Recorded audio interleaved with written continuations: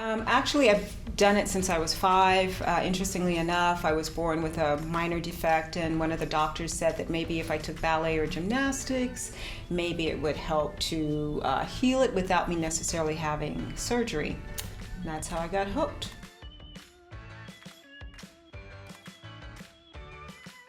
I met Arthur Mitchell, who was one of the founders and artistic director of Dance Theater of Harlem here at FSU as a teenager. And I was dual enrolled, actually going to Rickards High School here, when I was invited by one of the previous chairs, Dr. Nancy Smith-Victor, to come and take this class with him. And that was actually my trajectory to start going to New York and studying with Dance Theater of Harlem, where I actually ended up staying and working with the company for 13 years. Well, I actually came back to teach ballet, and it's actually larger. It's about this whole community. I'm a 5th generation Tallahassean, so I have lots of deep roots here.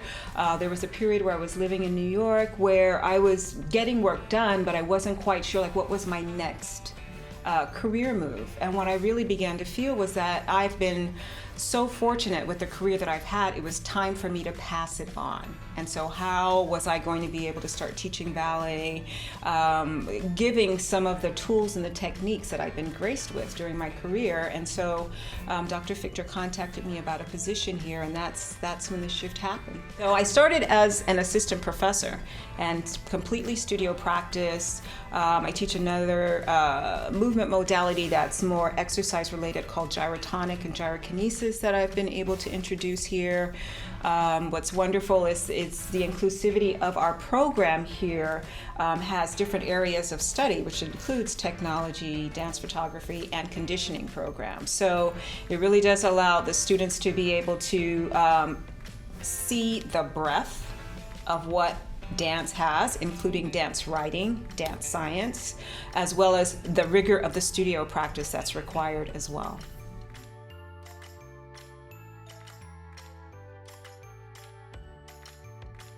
Well, there's one aspect of my research, and certainly the dance sciences or dance conditioning is one.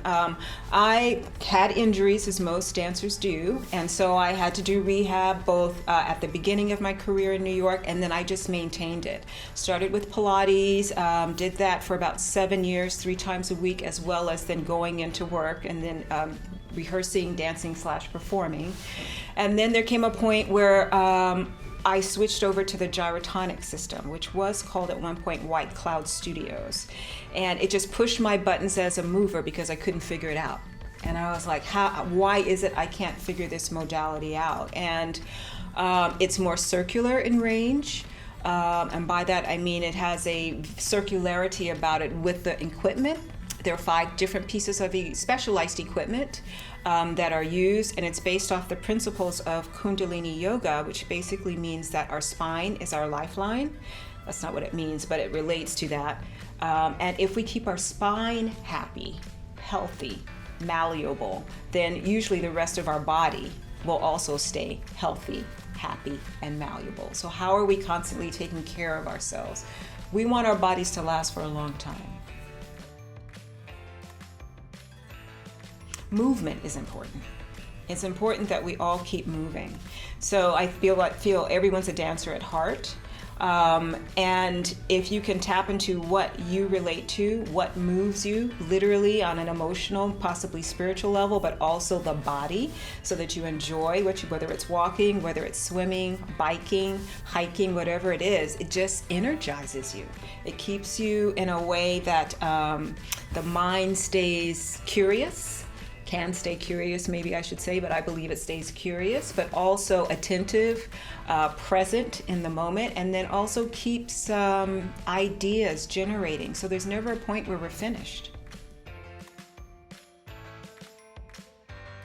Inclusivity, equity, and equality. That's what I'm really more interested in. If you're doing those things, then the other happens naturally. And it's about being able to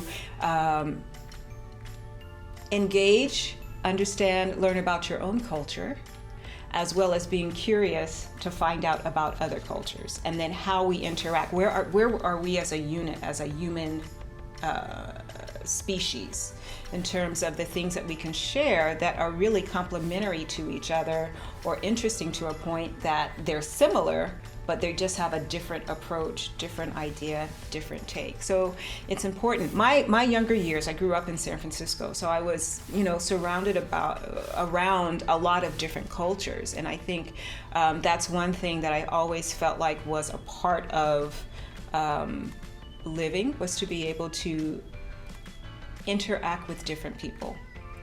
And it's not about the color of the skin or what their background may be or their religion or their gender, but who are they as a people? How are we seeing and engaging with people at their core being?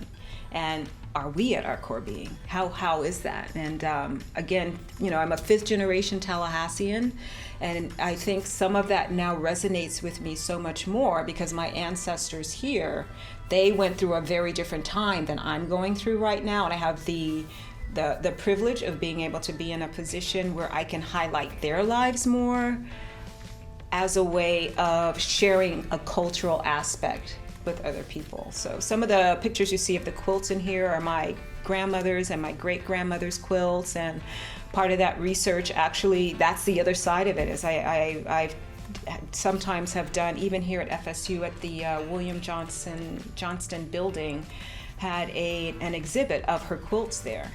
And I tell you, when I first walked into that building and saw her quilts, and she being a woman who could not attend Florida State University, it just, my heart went up just being able to know that this was possible for her, and how do we keep moving forward towards that inclusivity, equity, and equality.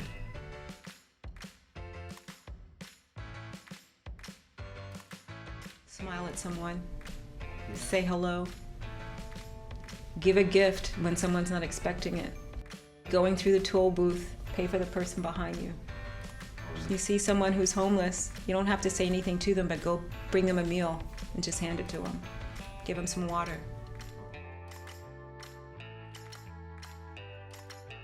It's an opportunity to give back, shape young minds. It's a responsibility, but it's also a mentorship opportunity. It's looking back on my life and those who have mentored me, I see it in a very different way now, but I also realize there was a tact behind it because they were preparing us for when we would be in their shoes. And so it's a gift.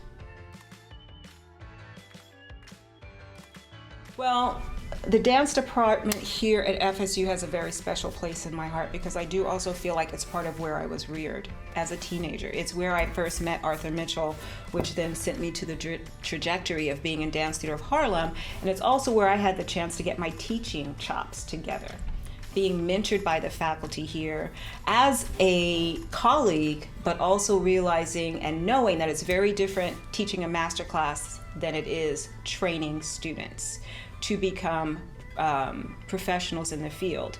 And I think that's something that FSU is really strong in terms of the School of Dance. It's always been about the rigor of the technical work, also training the whole person. So we're looking not just at what their body alignment is or how high their leg is or are they able to do a certain position, but how are they doing that with a certain amount of integrity and efficiency? How are we keeping their bodies safe? On the other side of that, what other areas within the field may need writers, may need physical therapists or dance specialists, may need lighting designers and projection.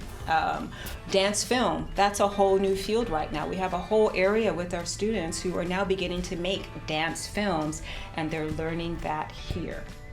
So the program, I feel like, is very rounded in the technique, but also in looking at the field through the larger lens of where dance, not where it was, but where it's going, and how are we best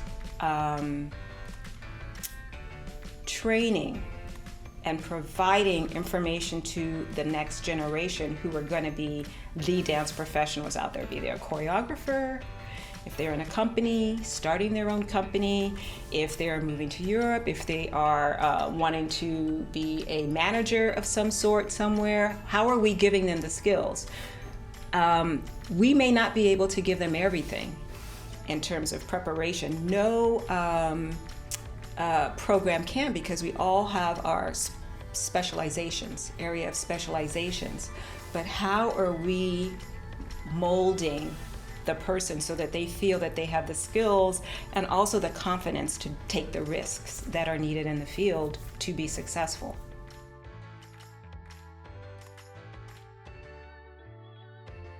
Another really unique thing about the School of Dance is we also have a part of it that's called MANCI, which stands for the Maggie Allison National Center for Choreography.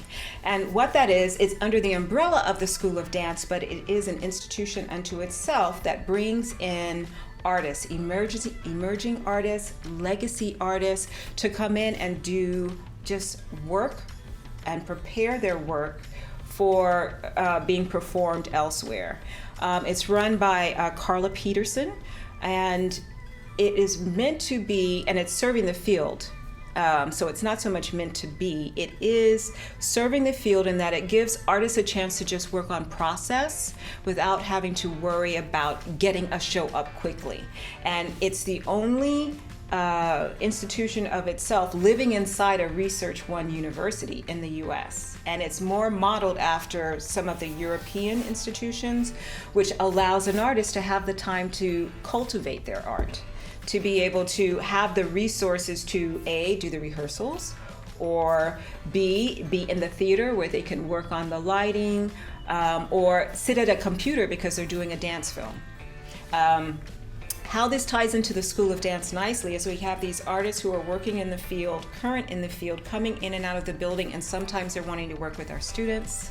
Sometimes they're in the works of these artists who are here, and we've often had students who have begun working with these artists who end up, once they graduate, being hired by them or traveling nationally and internationally to work with them. And so I feel like that's a very unique feature of the School of Dance that allows the students to interact with people in the field and get a full understanding in terms of what it takes to just really keep yourself going as an artist.